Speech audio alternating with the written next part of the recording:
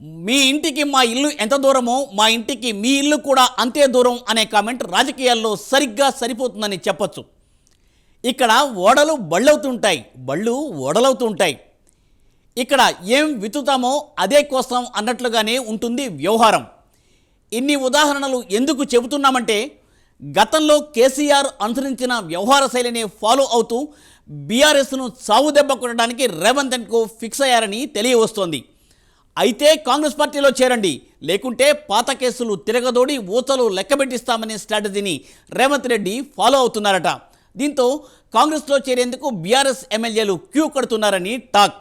రేవంత్ ఎప్పుడు పూర్తిగా గేట్లు ఎత్తేస్తారా అని ఎదురు చూస్తున్నట్లు సమాచారం.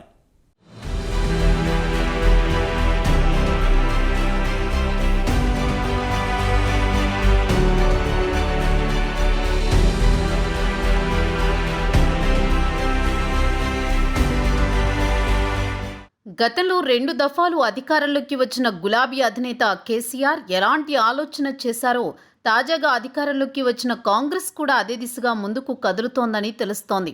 ఇది బీఆర్ఎస్కు చావు దెబ్బ అనే చర్చ తెరపైకి వస్తోంది. ప్రతిపక్షాలను బలహీనపరచడం కోసం కేసీఆర్ ఎంచుకున్న మార్గాన్నే ప్రస్తుతం రేవంత్ కూడా ఎంచుకుంటున్నారని సమాచారం. ఈ దెబ్బ ఎంత గట్టిగా తగిలితే బీఆర్ఎస్ కోలుకోవడానికి అంత సమయం పడుతుందని అంటున్నారు రాజకీయ విశ్లేషకులు.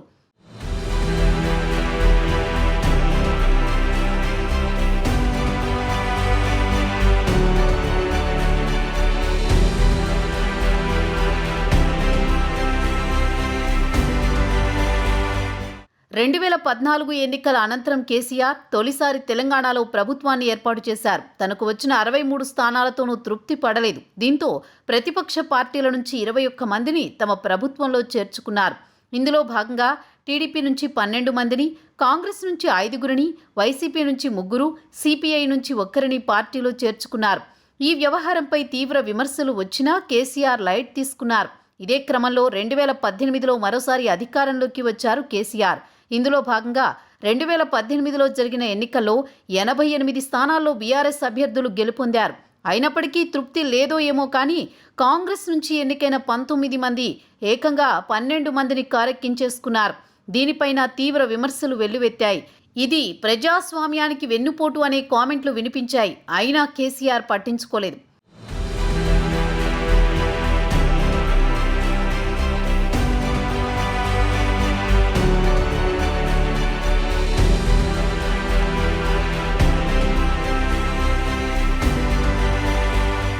కట్ చేస్తే 2023 ఎన్నికలు జరిగాయి. ఈ ఎన్నికల్లో కాంగ్రెస్ పార్టీ 64 స్థానాలతో అధికారంలోకి రాగా 39 స్థానాలకు పరిమితమైన బీఆర్ఎస్ ప్రతిపక్ష పాత్ర పోషించాల్సి వచ్చింది. ఈ ఎన్నికల్లో బీజేపీ 8, ఎంఐఎం 7 స్థానాలతో నిలిచింది. అయితే ఇప్పుడు కాంగ్రెస్ పార్టీకి టైం వచ్చినట్లుగా మారిపోయింది పరిస్థితి. ఇందులో భాగంగా బీఆర్ఎస్ నుంచి భారీ సంఖ్యలో నేతలు కాంగ్రెస్ గూటికి చేరబోతున్నారని తెలుస్తోంది. ఇందులో భాగంగా 39 మందిలో సుమారు 26 మంది బీఆర్ఎస్ ఎమ్మెల్యేలు కాంగ్రెస్లో చేరడానికి సిద్ధంగా ఉన్నారని, రేవంత్ రెడ్డి గ్రీన్ సిగ్నల్ ఇవ్వడమే ఆలస్యంగా వారంతా కారు దిగిపోవడానికి లగేజ్ సర్దుకుని రెడీగా ఉన్నారని అంటున్నారు. బీఆర్ఎస్ ఎల్పీని విలీనం చేసుకోవడమే లక్ష్యంగా కాంగ్రెస్ ప్రయత్నాలు చేస్తోందని చెబుతున్నారు. ఈ క్రమంలో 26 మంది ఎమ్మెల్యేలను చేర్చుకుంటే 2/3 మంది అవుతారని, విలీనం చేసుకోవచ్చని భావిస్తున్నారు. గతంలో 2 సార్లు కాంగ్రెస్ ఎల్పీని బీఆర్ఎస్లో విలీనం చేసుకున్నారు.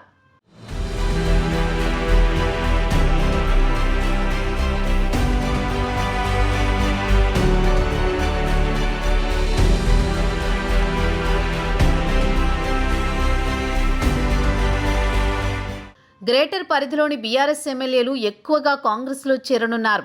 కాంగ్రెస్ పార్టీకి ఎమ్మెల్యేలు లేకపోవడంతో గ్రేటర్ పరిధిలో ఎవరికీ మంత్రి పదవులు కూడా ఇవ్వలేదు. బీఆర్ఎస్ ఎల్పీని విలీనం చేసుకుంటే వారికి పదవులు ఇచ్చే అవకాశాలుంటాయి.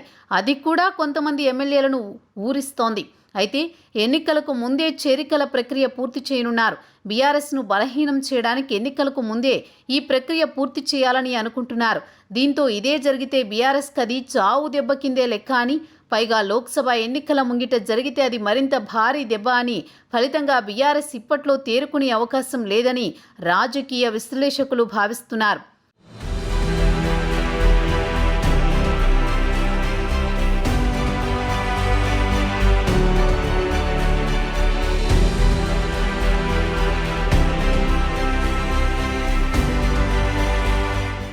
ఇంతవరకు బాగానే ఉంది, కానీ ఇంత సడన్గా బీఆర్ఎస్ ఎమ్మెల్యేలు గంపగుత్తగా వెళ్లి కాంగ్రెస్లో చేరడానికి కారణం ఏంటి అన్న విషయం ఆసక్తికరంగా మారింది.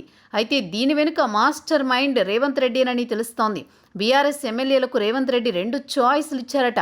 అందులో మొదటిది కాంగ్రెస్ పార్టీలో చేరడం, ఇక రెండోది కేసులను ఎదుర్కోవడానికి సిద్ధంగా ఉండడం. దీంతో ప్రస్తుతం అధికారం చేతుల్లో లేదు కాబట్టి కేసులు ఎదుర్కోవడం కంటే మాట్లాడకుండా కాంగ్రెస్లో చేరడమే మంచిదని భావిస్తున్నట్టు తెలుస్తోంది. పైగా కళ్ల ముందు మల్లారెడ్డి ఇష్యూ కనిపిస్తుండటంతో బీఆర్ఎస్ ఎమ్మెల్యేలకు మరో చాయిస్ లేకుండా పోయింది.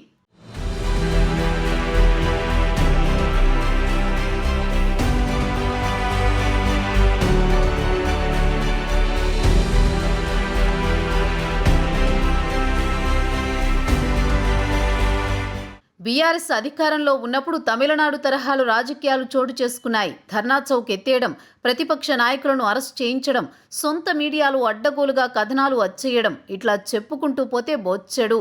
ఇక అప్పటి పాలనలో కార్మిక శాఖ మంత్రి మల్లారెడ్డి రూటే సపరేటు. పాలమ్మి పూలమ్మి సంపాదించినా అని పదే పదే చెప్పే ఆయన తనకు ఎన్ని వేల కోట్ల ఆస్తుందో మాత్రం చెప్పడు. అలాంటి ఆయన అప్పట్లో ప్రతిపక్ష నాయకుడు రేవంత్ రెడ్డి మీద అగ్గి మీద గుగ్గిలమయ్యాడు. మల్లారెడ్డి భూ అక్రమాలు వెలికి తీయడమే రేవంత్ రెడ్డి చేసిన పాపం. దానిని దృష్టిలో పెట్టుకుని మల్కాజ్గిరి ఎంపీ స్థానానికి రాజీనామాకు నువ్వు సిద్ధమా, నేను సిద్ధమే అంటూ తొడగొట్టాడు. బహిరంగంగా సవాల్ విసిరాడు. రేవంత్ రెడ్డిని అత్యంత దారుణంగా అవమానించాడు. సీన్ కట్ చేస్తే తొడగొట్టిన మల్లారెడ్డి ప్రతిపక్ష స్థానంలోకి వెళ్లాడు. చీత్కరింపులు ఎదుర్కొన్న రేవంత్ ముఖ్యమంత్రి అయ్యారు.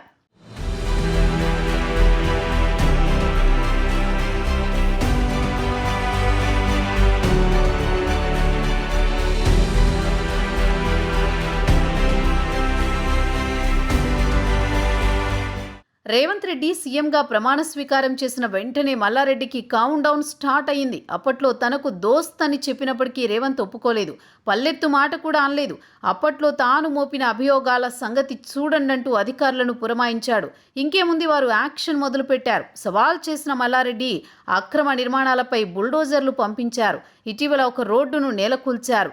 ఆయన అల్లుడు భవనాన్ని పగలగొట్టారు. రికార్డుల ప్రకారం అది చెరువు పరిధిలోదట. అంటే ఇన్ని రోజులు అధికార పార్టీలో ఉన్నాడు కాబట్టి చెల్లుబాటైంది, కానీ ఇప్పుడు అలా కాదు కదా.